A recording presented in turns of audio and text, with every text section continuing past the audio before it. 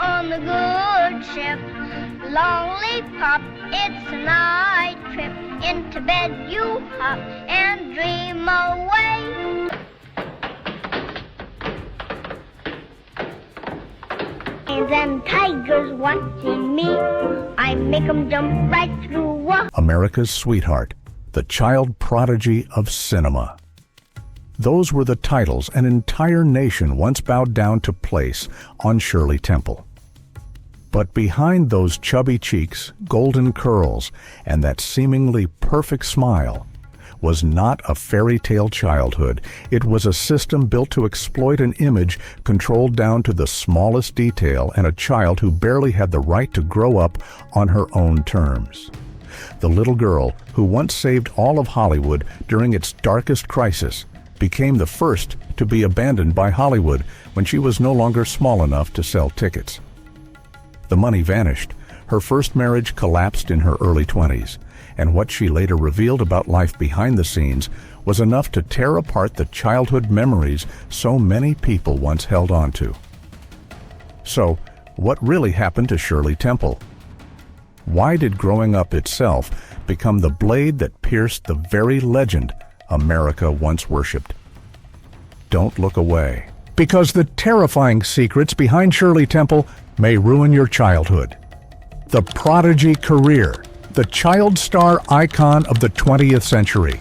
Everyone knows the name Shirley Temple, whether you picture a bright-eyed child star or the famous cherry-flavored mocktail. Shirley Temple was born on April the 23rd, 1928, in the coastal town of Santa Monica, when California's spring was just 1 month old. She was the youngest of 3 siblings, and her father was a bank clerk. Later, he became her manager and financial advisor when her career reached its peak. Although she was not born into an artistic family from a very young age, Shirley Temple displayed rare natural talents that few children in the world possessed. When she had just begun to walk, her mother enrolled her in dance classes. The first steps of a 3.5-year-old girl were not yet steady, but they carried effort and determination. And those efforts were eventually rewarded. Shirley Temple landed her first contract with a small film studio. That handshake brought young Shirley a steady income of $150 per week. Though the value was modest, it marked the beginning of a great artistic career, one that would become a legend in American history.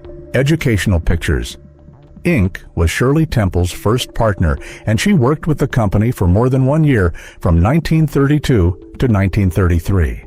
In 1932, the studio launched a series called Baby Burlesques, in which preschool-age children reenacted famous films and current events. Although the series featured about 12 children, Shirley Temple clearly stood out as the breakout star. At just 3 years old, she received a role in her first feature film, The Red-Haired Alibi. Her breakthrough came in May 1934 with the Fox Studios film Stand Up and Cheer. In December, she starred in Bright Eyes alongside James Dunn, a film written specifically for her. By the end of that year, Temple had starred in 10 films, including 4 leading roles in major productions. From 1932 to 1949, Temple appeared in more than 40 films for major studios such as RKO Warner Brothers, 20th Century Fox, Metro-Goldwyn-Mayer, Fox Paramount Universal, and even the controversial Selznick International Pictures, which we will discuss later. From 1935 to 1938, Shirley Temple was the top box office star in the world, far surpassing Hollywood legend Clark Gable, who ranked second. People called 1934 the year of Shirley Temple because not only did she succeed in a string of roles, she became a star overnight, and in that same year, at just 7 years old, she received an Academy Award. With her curly hair and dimples, she captured the hearts of Americans during one of the worst economic downturns in the nation's history, the Great Depression. Her films often revolved around cheerful themes, offering Americans an escape during difficult times. Although Shirley Temple was one of the most famous actresses, she was still paid very little. From a young age, her finances were controlled by her parents, Her family struggled to secure fair compensation for her as a child actor. Throughout her career, Temple's brand was used on many popular products. Fans owned clothing sheet music and soap featuring her image. In 1958, Temple hosted a television show called Shirley Temple's Storybook. The show was canceled, but her role led to another successful product line, including dolls' handbags and coloring books. At the peak of her career, Temple served as a brand ambassador for major companies such as General Electric and Quaker. The dark side on screen placed in roles inappropriate for children. Driven by the desire to turn their daughter into a star, her parents allowed her to take on any role, regardless of whether the script placed their young child in overly mature situations. Her first speaking role came at the age of 3 in the film War Babies. The concept of the film had an entire cast of children playing adult soldiers, but Temple alone was cast as a dancer with noticeably grown-up undertones despite being just a child. In this film, she had her first on-screen kiss. And although that sounds very unsettling by today's standards, her father approved the script. After that film, she continued to be cast in roles more suited for adults than children. At the time, having children perform parody versions of famous films was a popular trend. But while they could be entertaining, these films often placed children in situations far beyond their age. One such example was baby burlesques, where many children appeared in outfits that were not appropriate for their age. Temple even wore a fake diaper held together only by safety pins. Her role was a character named Charmaine, a flirtatious woman. She delivered lines like "I'm very expensive" and traded kisses for lollipops. These suggestive roles led to one of her films being banned in Denmark, Italy, and Switzerland for corrupting children. In Curly Top, Temple played Cupid and appeared nearly unclothed, covered only in gold paint, prompting several countries to deem the image inappropriate for children and ban the film. Yet her parents did not object to these roles. In fact, to make her seem more adorable in Hollywood's eyes, her mother often lied about her real age. Not only on screen, but Temple's life behind the scenes was also chaotic and dark. If the films themselves were exploitative and unsettling, the way she and other child actors were treated in real life was far worse. During the filming of Baby Burlesques, Temple had to undergo ear surgery, yet the very next day she was forced to continue filming without rest. She was also made to dance despite suffering a serious leg injury. On set, children naturally misbehaved, but instead of being understood, they were punished. The first punishment was to stand in a pool of cold water until they cooled down. If that did not work, they were sent to the punishment box, a windowless room containing a block of ice where they had to sit. Temple was locked in there multiple times, even leading to ear infections. The cruelty did not stop there. While filming Little Miss Marker, Temple was required to cry on cue. To force her to cry, the director threatened her by saying her mother had been kidnapped by an ugly man green all over with blood-red eyes. And her fame later brought even more trouble.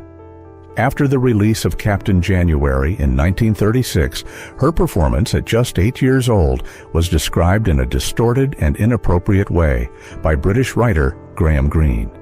He wrote that her neatly developed posterior curved in tap dance. In Wee Willie Winkie, he even described her as a desirable little girl. Temple fought back by striking him with her knee to break free. Later, she said the adult film world made her feel like she was surrounded by a pack of mating tomcats. It wasn't only men. Temple was also nearly assassinated. In 1939, while she was performing Silent Night Live on the radio, a mentally unstable woman rushed in believing that her deceased daughter's soul had been taken by Temple. She thought killing Temple would save her child. Fortunately, security restrained her before she could fire at the 11-year-old girl. Along with her fame came a wave of bizarre rumors. Some believed Temple was not a child at all, but a grown dwarf pretending to be one. Others claimed she had a secret daughter.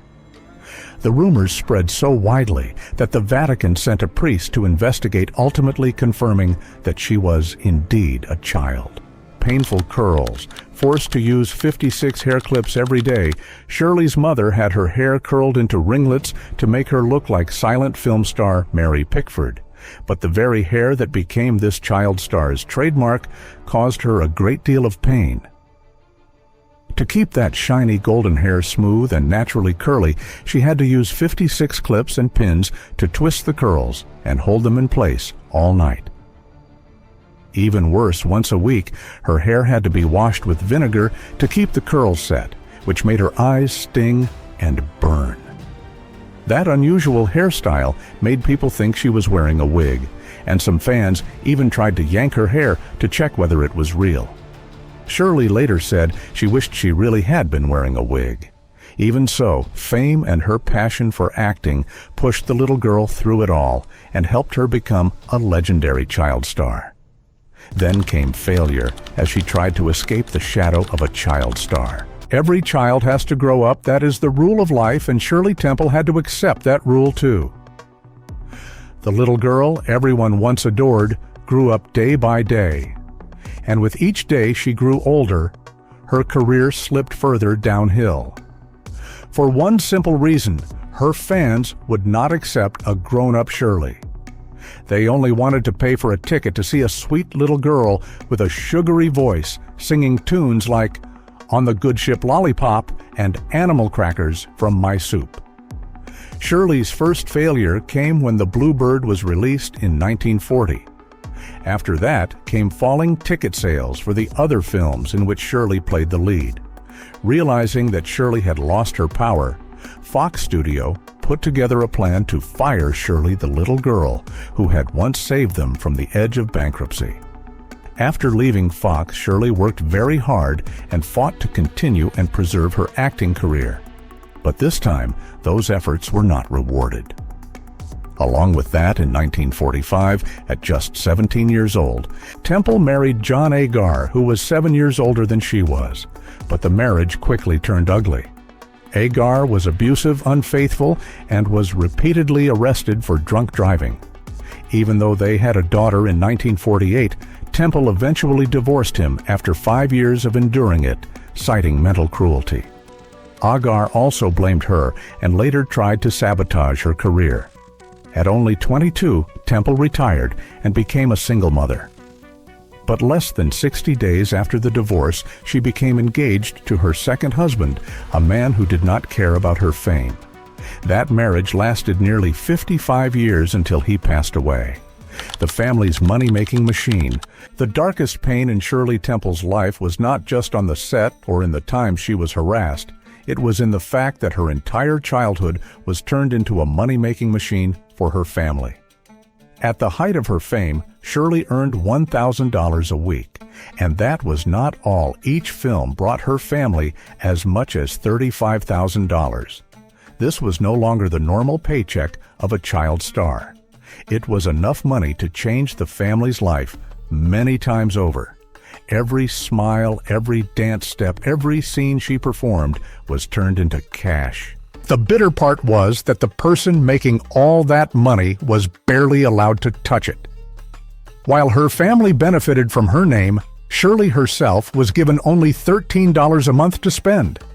A little girl earning $1,000 a week, helping her family receive $35,000 per movie, yet having only $13 for her own needs. That gap was enormous. It showed that Shirley was not the owner of her own success. She was only the one producing it. If everything had been managed properly by the time she retired, Shirley should have had about $3.2 million. That was enough money to give her a safe, comfortable, independent life for many years. It was also the bare minimum compensation after she had traded away her childhood, her health, and her privacy to become Hollywood's biggest star. But when Shirley checked her account, the truth was so cruel it was hard to believe. Not $3.2 million. Not half of that. Not even a few $100,000. Only $44,000 remained. That means more than $3.1 million had vanished. A fortune had almost been wiped out. Shirley did not just lose a savings account. She lost nearly the entire material reward for a childhood that had been turned into a business. More than $3.1 million at that time was an enormous sum, not the kind of loss someone could easily rebuild.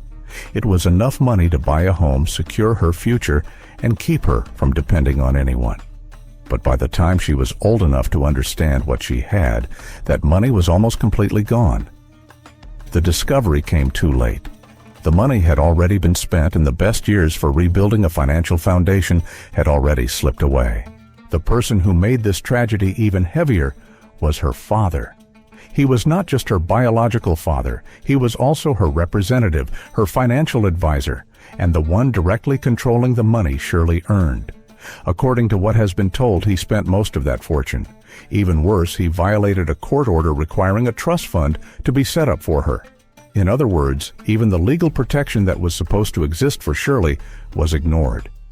That made this loss more than just bad money management. It was a very deep betrayal. So, Shirley's pain was not only about money, it was the feeling of having something taken from her by the very person who was supposed to protect her most. But when your own father is the reason your fortune disappears, the feeling is completely different. She did not just lose more than $3.1 million. She lost her last source of support. She lost basic fairness. She lost the feeling that the years she had been exploited would at least leave her with a secure future. Once she knew the truth, she could not go back and reclaim her childhood, and she could not get back the money that had already slipped away. What makes it even more heartbreaking is that Shirley later forgave her father. In her autobiography, Child Star, she looked back on the past in a calm voice. She admitted that the industry had exploited her innocence, but she also said she did not carry long-term psychological damage. Maybe that was resilience, or maybe it was the way she protected what was left of her life. From being Hollywood's biggest star, Shirley gradually lived a quieter life. Later on, many people remembered her name through the Shirley Temple drink, more than through the real person behind that fame. Ironically, she herself did not even like the drink. When a company tried to commercialize her name, she sued and won. After too many years of having other people profit from her name and image, Shirley finally regained some control. But that victory could not make up for the more than $3.1 million she had lost. It also could not give back the years when she had been turned into a money-making tool. That was far too high a price for a childhood that should have been protected. And that was Shirley Temple's greatest pain. An outstanding female politician respected by American presidents. After giving up acting, Shirley returned to life as an ordinary mother. But as her concern for social issues kept growing, this woman with larger ideals realized that living like an ordinary person would never allow her to fulfill her wish of making the world better. Driven by that bigger vision in 1967, she boldly ran for Congress, but lost. That defeat was a fall, but it was also the first milestone on Shirley's path into politics. Her efforts were not wasted. In 1969, Shirley Temple was appointed as a U.S. representative to the 24th session of the United Nations General Assembly, the multinational body devoted to maintaining world peace and security and developing friendly relations among nations. Thanks to her hard work and sense of responsibility during her time at the United Nations, by 1972 she was appointed U.S. Ambassador to the United Nations Conference on the Human Environment, while also serving as the American representative in discussions on the Soviet-American Environmental Treaty. The following year, 1973, she was given the responsibility of serving as the U.S. representative to the United Nations Educational, Scientific, and Cultural Organization. In 1974, she was appointed U.S. Ambassador to Ghana, and in 1976, she became the first female Chief of Protocol at the White House. To show his admiration and respect, President Jimmy Carter chose Shirley to preside over his inauguration ceremony in 1977. From 1989 to 1992, she was appointed by President George H.W. Bush as U.S. Ambassador to Czechoslovakia.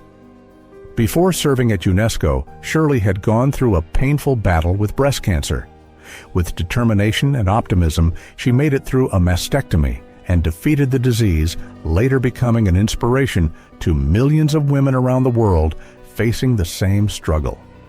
In every position she held along her political path, through her intelligence and the spirit of a strong woman, Shirley made major contributions to the country of stars and stripes that had raised her. At the Kennedy Center Honors in 1998, President Bill Clinton praised Shirley's contributions, saying Shirley Temple had a brief but enormously great acting career in the history of American film, followed by years of devoted service to her country. Truthfully, she saved an entire studio from the edge of bankruptcy. From childhood to adulthood, Shirley was always an ambassador for the very best of America. The passing of a legend forever gone. On February 10, 2014, at around 11 p.m. at her home in Woodside, California, Shirley Temple quietly closed her life at the age of 85.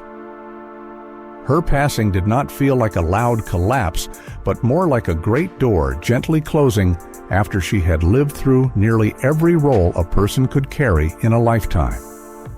She had once been the most famous little girl in America, the face that drew audiences to theaters during the Great Depression, a childhood symbol for millions of families, and later became a diplomat, a mother, a grandmother, and the anchor of a multi-generational family.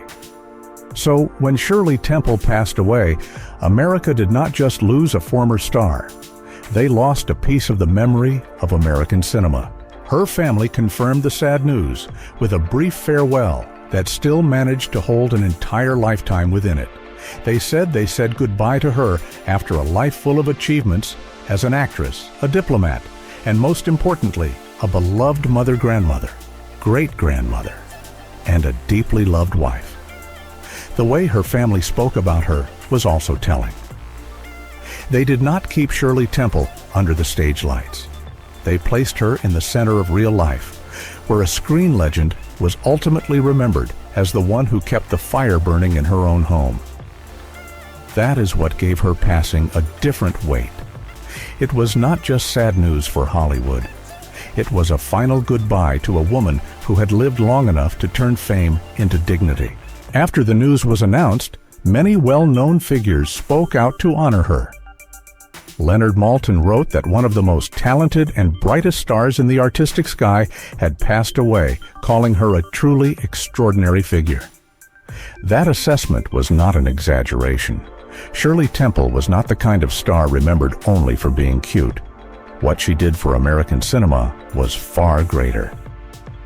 In the 1930s, when the lives of Americans were weighed down by economic crisis, Shirley appeared as a source of light, both commercial and emotional. She brought audiences into theaters, saved studio revenues, and showed Hollywood that a child actor, if compelling enough, could become the center of an entire film industry. That was an achievement very few people could reach, let alone a child. The films associated with Shirley Temple did not just sell tickets. They created a distinct image for American cinema in that era. Her curls, her bright smile, her singing and dancing, and her natural yet precise acting style became a model for child stars for decades to come. When discussing Hollywood history, it is impossible to ignore how Shirley Temple helped redefine the idea of a screen prodigy. She made studios stop seeing children as decorative side roles and start seeing them as characters capable of carrying entire stories, leading marketing campaigns, and generating real profit. That influence went far beyond temporary fame. It shaped how Hollywood built and mythologized childhood on screen. So, Shirley Temple's death did not just close a life. It also marked the end of a very special chapter in American film history, a chapter in which a small child became a national symbol. What is remarkable is that despite many turning points, from being trapped in the image of a child star to stepping into politics and diplomacy, she never lost that symbolic value. Shirley Temple was no longer America's singing and dancing little girl when she passed away, but that legacy never disappeared. It only grew over time, becoming more and more like evidence of the power of Hollywood's golden age and of her own rare ability to reinvent herself. Looking back, Shirley Temple's passing is truly sad, but it does not leave a sense of incompleteness. She accomplished something very few childhood legends ever manage. She not only survived early fame, but also left a lasting mark on American cinema, on popular culture, and on the way America imagines optimism in difficult times. In the end, Shirley Temple was never just a former star. She was proof that some faces, once they enter history, never truly leave even after they have closed their eyes forever. This content is for informational and entertainment purposes only. Thoughtfully compiled from public archives, historical records, and classic articles. While we strive for accuracy and balanced storytelling, some details from Hollywood's golden age remain unconfirmed and should be treated as speculative. We encourage viewers to draw their own independent conclusions.